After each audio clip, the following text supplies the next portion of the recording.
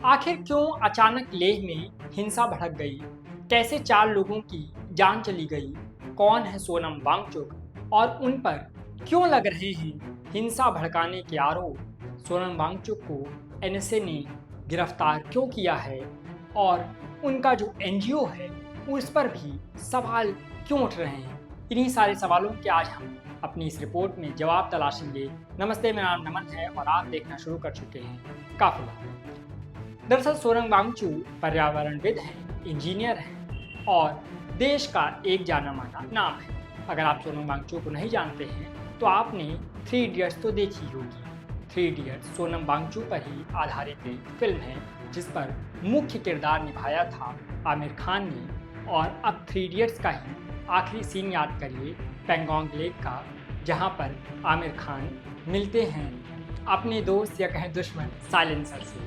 वो जो लेक दिखाया गया है वो लेह का पेंगोंग लेक है। दरअसल 2019 से पहले लेह और लद्दाख जम्मू कश्मीर का पार्ट थे।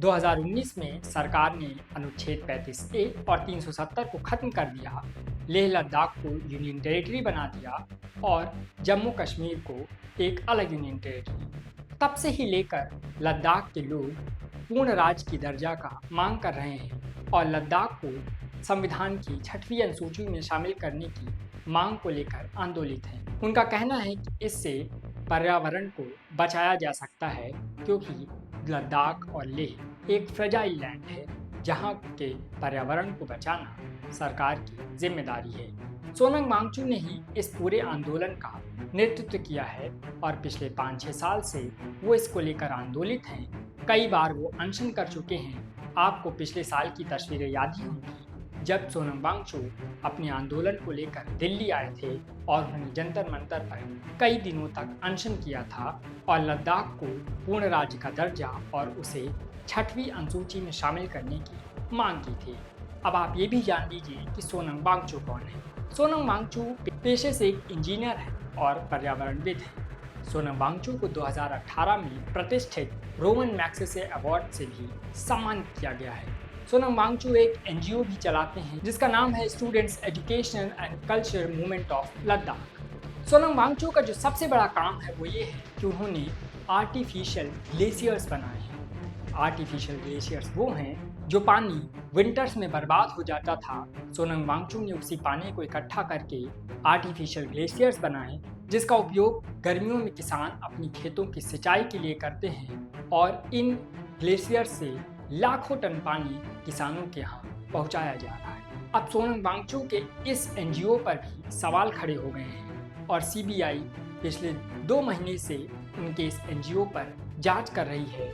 अब आ जाते हैं मौजूदा विवाद पर। बुधवार को लेह में अचानक से माहौल गर्म हो गया। प्रदर्शनकारियों ने बीजेपी के ऑफिस को आग लगा दी जिसके बाद पुलिस और प्रदर्शनकारियों के बीच झड़प हुई, जिसके बाद 4 प्रदर्शनकारियों की मौत हो गई और लगभग 80 प्रदर्शनकारी घायल हो गए। सोनम वांगचुक ने इसके बाद कहा कि ये जेंजी हैं और जेंजियों का ही ये प्रोटेस्ट था और जेंजी अपनी मांग को लेकर आंदोलित हैं। शाम को गृह मंत्रालय ने सोनम वांगचुक के इस बयान को लेह में फैली हिंसा के लिए जिम्मेदार बताया।